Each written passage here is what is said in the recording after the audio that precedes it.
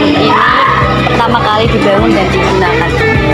Naik gedung SMP 2 itu didirikan sekitar mungkin 1914. Jadi itu dulunya adalah merupakan sekolah bangunan untuk anak-anak Belanda. Jadi untuk pendidikan anak Belanda yang namanya dulu ada ELS, jadi Europe Larger School. Jadi setelah itu nanti setelah beralihnya perkembangan zaman, kemudian karena setelah Indonesia merdeka, jadi kemudian beralih fungsi menjadi pendidikan di Indonesia, itu menjadi sekolah untuk anak-anak SMP ini. Di pertama itu memang dari bangunan pendidikan untuk Belanda, jadi seperti itu.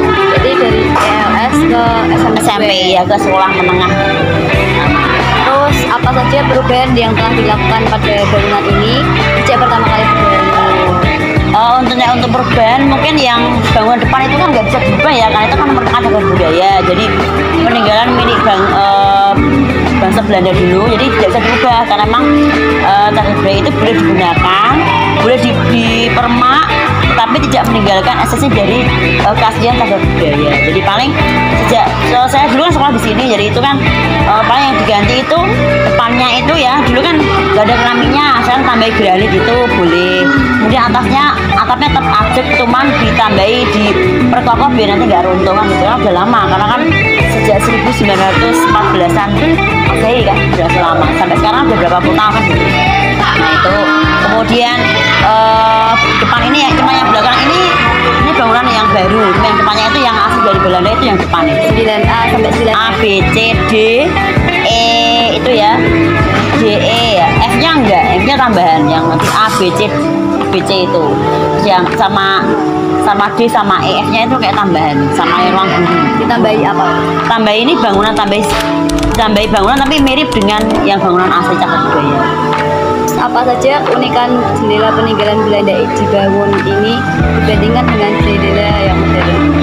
Ya kalau dari segi keunikan itu kan kalau jelas ya, bangunan Belanda itu kan terbuat dari kayu jati, jelas ya, yang terkenal dengan kokoh dan tidak jarang banget kena lapuk dan korupsi kan seperti itu. Jadi besar, kemudian bentuknya juga unik ya, standar zaman Belanda zaman dulu. Jadi besar dan berat dan kuat. Jadi tetap banyak adalah bukanya adalah ini kupu tarung ya, dibukanya kupu tarung ya. Zaman sekarang kan jendelanya kan satu, ini sekarang dua di kupu tarung seperti itu. Terus ya, kenapa kok tinggi? Ya tinggi karena kan memang arsitektur zaman Belanda dulu kan memang bangunan-bangunan dibuat seperti itu, lebih tinggi karena diyakini lebih adem, lebih dingin, lebih adem, dan juga lebih bisa menampung sirkulasi udara lebih banyak. Sirkulasinya aman? Ya aman. Apakah ada sejarah khusus di balik desain jendela itu? Kalau menurut sejarah khususnya saya kayaknya ya kurang paham ya, karena kan memang yang saya pasti itu kan memang untuk sekolah zaman anak-anak Belanda. Kemudian sekarang sudah Indonesia merdeka, menjadi alih fungsi menjadi sekolah untuk anak-anak yang Indonesia atau pribumi.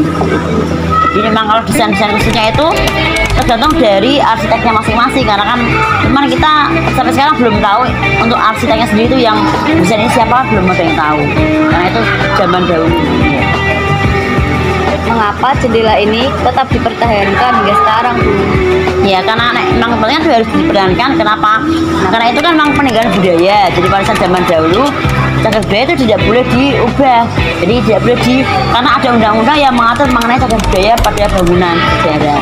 Ya, jadi memang tidak boleh, ya harus tetap dipertahankan, tapi dengan cara dirawat agar nanti tidak rusak, tidak lapuk.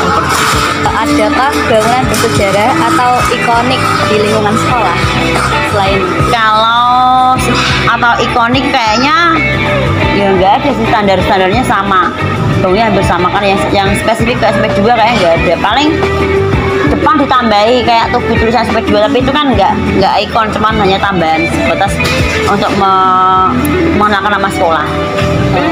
Apa saja perubahan nama atau status sekolah didirikan?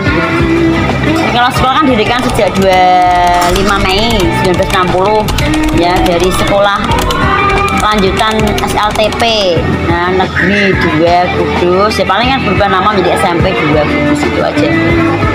Bagaimana upaya sekolah dalam menjaga dan merawat bangunan sejarah itu?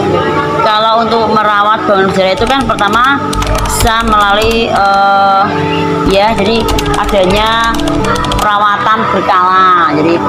Jadi apa, gedungnya dirawat secara berkala. Kemudian adanya mengenai edukasi atau pendidikan kepada siswa dan masih kita tadi kalau bangun sejarah seperti apa itu harus kita lestarikan. Kemudian itu ada perawatan dari pemerintah kan juga ada ya, di pemerintah tuh mengalokasikan untuk perawatan benda cagar budaya itu ada. Setelah kemudian dari perawatan dari kita masing-masing, dari penghuni sekolah sendiri itu ya.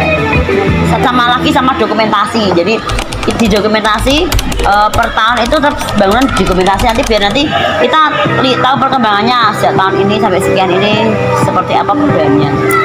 Dokumentasi lagi ya Bu Teh. Apa saja ciri khas arsitektur Belanda yang masih terlihat di bangunan SMP 2 Kudus?